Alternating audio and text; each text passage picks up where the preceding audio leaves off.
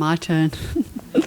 It's interesting, when I was asked to do this, I noticed my own reluctance in actually wanting to do this and to be there, because it seems so long ago, it seems so distant, and it doesn't seem really relevant for me. But I share my story now in the interest of helping others that may be watching. So 2008, my whole life changed. I'm married, have children. Everything looked really great on the outside. I'd always been very healthy and well. I had a normal upbringing. I had travelled the world. I've lived and worked in 7 different countries. I had great jobs. I was going in leaps and bounds. Had been studying at university. So on the outside, everything looked really fantastic. But there was a period just before I got sick where I was under a huge amount of stress, and I probably didn't realise how much stress I was under. And I can remember saying, not too long before I got sick, to my husband, I need to be careful about my stress levels. And he said, okay, honey, that's fine. Little were we to know that my life was going to change, and consequently my husband's life changed and my whole family's life changed. So I went to work on the 16th of August 2008, and I had a big job. And for a few days my mind had been saying, don't go to work, don't go in, don't do it. But I was going, yes, I'm going to push past that, I'm going to do it. And so I did. But on that day when I went to work, I started to feel really not well, and I didn't know what was wrong. I thought I had a bug or something. So I left and I went home. So it was very unusual for me to have time off. So I went home, and that was the last day I went to work. That was it, finished. And I didn't know what was wrong. I went to the doctor. Well, I went to the doctor to begin with. They didn't know what it was. And they just said it's kind of probably a virus type thing, you know, you'll get over it. But I didn't get over it. And then they started sending me for tests. So they went through the medical model. I had tons of tests, all sorts of things they were looked at. And my friend would say, but that's good, they haven't found anything. Because, you know, I said, yeah, that's great, except for I'm still really, really sick.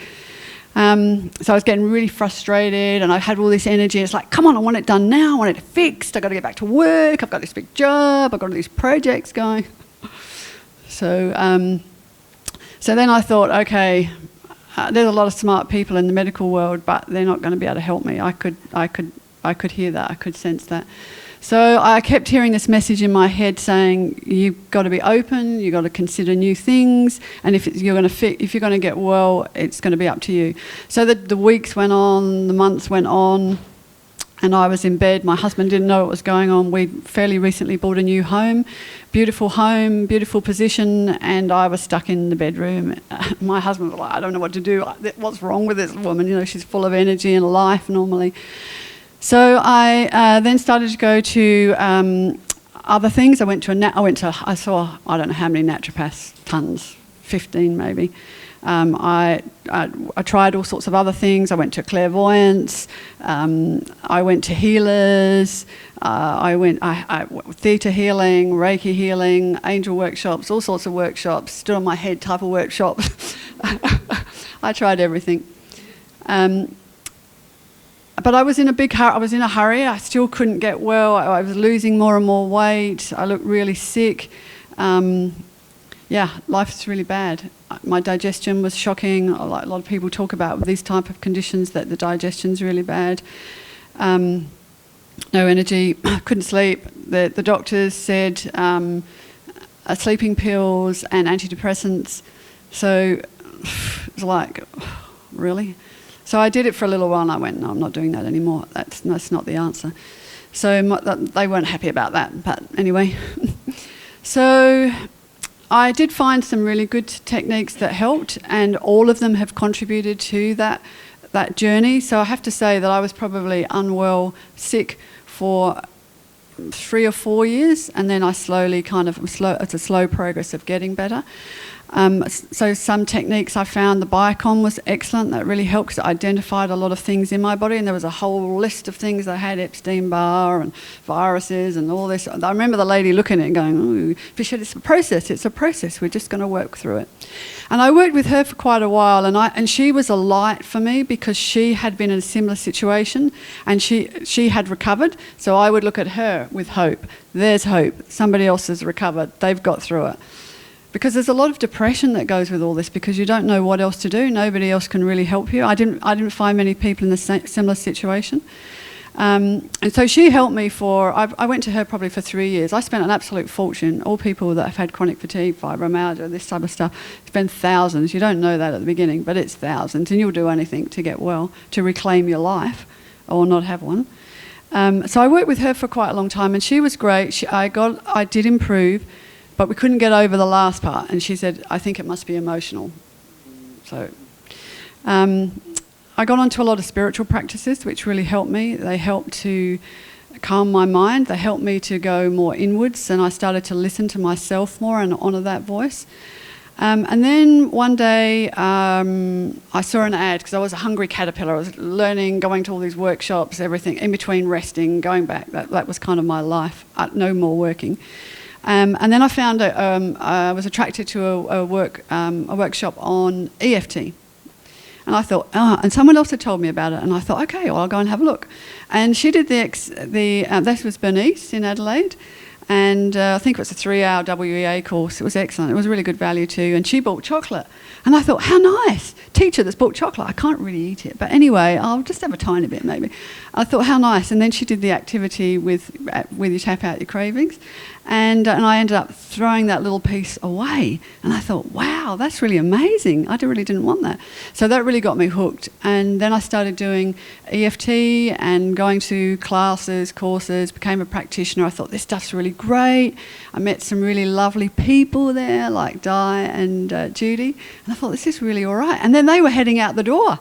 And I'm going, where are you going? This stuff's great. And they said, oh, we're going to FasterEFT land. We're over there. I'm going, wow, what's that? So, better chocolate.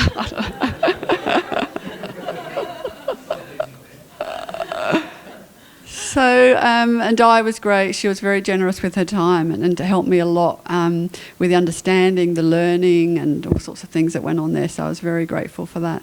And then I started studying it. Then Robert came. So that was in 2014. But I was still not well. Well, I had, actually, there's a little part there. I wanted to go to India. Well, part of me wanted to go to India, like really a sick woman going to India, third world country. But I had become involved in some amazing things, and I was just being drawn there. So, but sick woman, my family's going, what the hell? And so I tapped on myself, and I got some help. I think Di helped me with that as well. Got tapped on myself, but I felt like I had to go, and I went, and it was fantastic. I had an amazing experience, and I'm really grateful that I went. So tapping helped me to do that. So then I came back, and Robert was here in 2014, level 1. But I would go, oh my God, how am I going to do that? 7 days in a row, you've got to be kidding.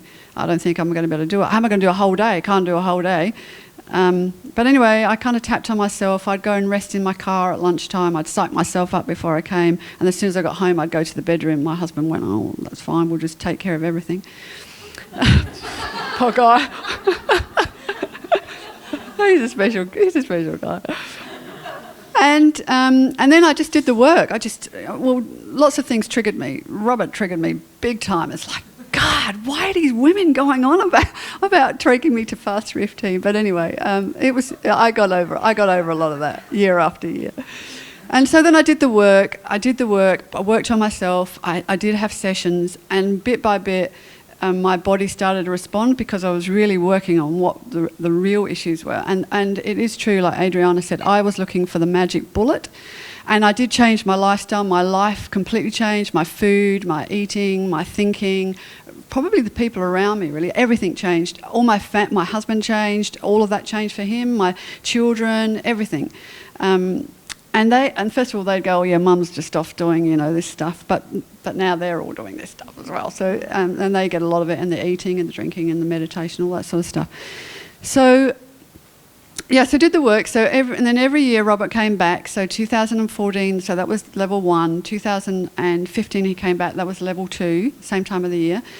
And so it was a bit better. And so I kept doing the work. I was really dedicated. I really wanted to do it. And by this time, I really realised that I wanted to share this with other people. I was still working on myself, and still learning and growing, but I had that feeling that I wanted to work with other people. And before I was sick, I worked in training and education. I was a consultant, worked out in business, and I worked in the leadership and sort of personal development area, coaching. But so I could see that there was another aspect that I could work on with this. So I kept doing the work and going deeper and deeper into myself, with the help of others and with the help of myself. And then became level 3, and then last year became level 4. And I have to say, probably it was in the last year that I got some of the biggest ahas. So I began to, so it wasn't just the physical stuff. So I saw how clever I had about about having created this for myself, because I saw lots of things about my past, and I realised that before I got sick, about 10 months before, I'd never heard of chronic fatigue before, but about 10 months before I got sick, I sat at a wedding next to a lady who was a sister of a good friend of mine, and I'd heard how sick she was, and so I actually got to meet her.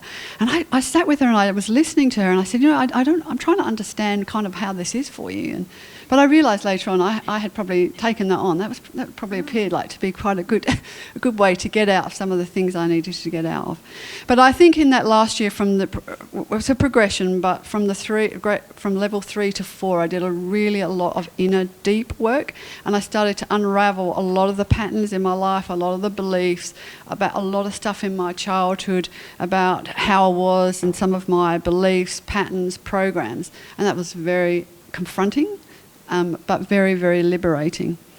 So, am I well? I'm completely well, healthy. I have more energy than I had before. My life is fantastic.